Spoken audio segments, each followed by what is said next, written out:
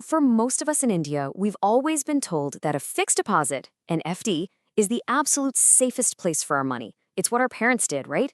But what if I told you there's a smarter, more flexible way to get that same money to work, well, a whole lot harder for you?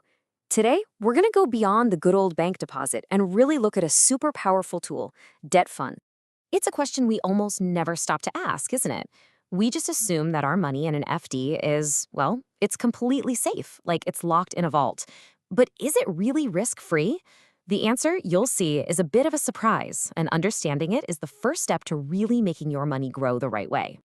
All right, so here's our game plan for today. First up, we'll demystify what debt investing even means. Then we'll expose the 5 hidden risks in your FDs. After that, we'll talk about how to match the right fund to your goals. And finally, the big one, FDs versus debt funds, the ultimate showdown. Okay, let's jump straight in. Section 1. What is debt investing? I know, that term sounds a bit complicated, maybe even scary, but trust me, it's way simpler than you think. In fact, it's an idea you're already very, very familiar with. So, what's a debt instrument? Forget the jargon. At its heart, it's just a formal IOU. That's it.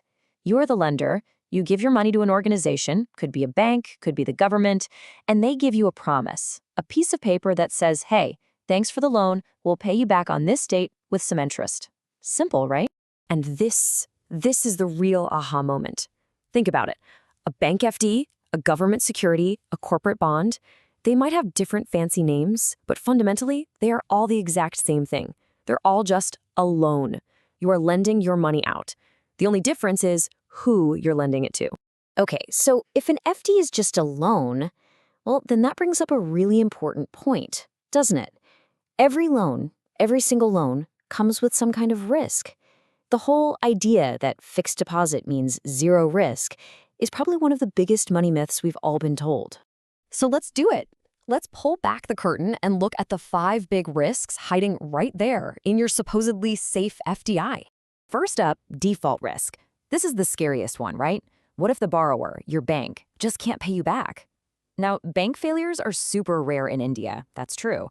But you should know that your money is only insured up to a certain limit set by the government. Anything you've invested above that isn't guaranteed. Number 2 is reinvestment risk.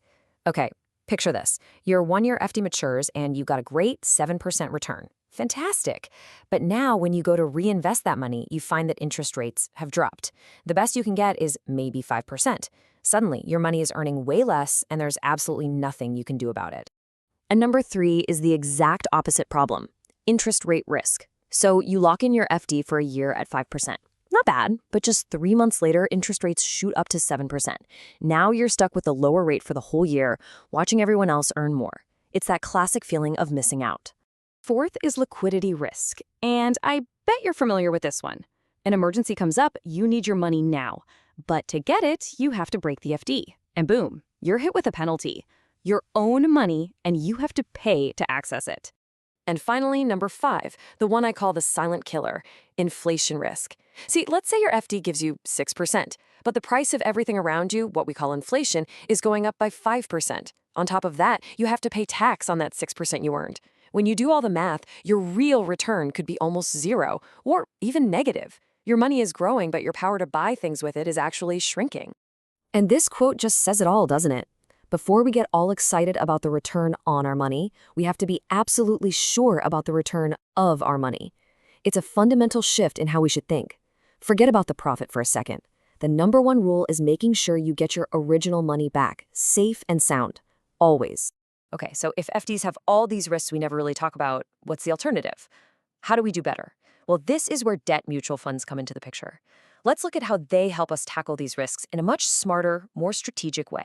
Now, the beautiful thing about debt funds is that there's one for pretty much every need. And it all comes down to one simple question. When do you need the money? So if it's for an emergency fund, something you might need in less than 90 days, you'd look at liquid funds. Got a short-term goal, maybe 3 to 6 months away? Ultra-short duration funds are your best bet. Planning a trip in about a year? Check out money market funds. See the pattern? You match the fund's type to your timeline. It's all about aligning the investment with your personal goal. So, how do these funds actually solve the problems we talked about with FDs? Well, it boils down to three massive advantages. First, diversification. Remember that default risk of putting all your money in one bank? Here, your money is spread out across maybe 50, even 100 different borrowers. One problem doesn't sink the whole ship. Second, professional management. There are experts whose full-time job is to manage these risks for you. And third, liquidity. No more penalties. You can usually get your money out the very next business. All right, we've been through a lot. We understand the risks, we've seen the alternative. Now it's time for the final showdown. Let's put them side by side. Debt funds versus FDs. Which one really comes out on top?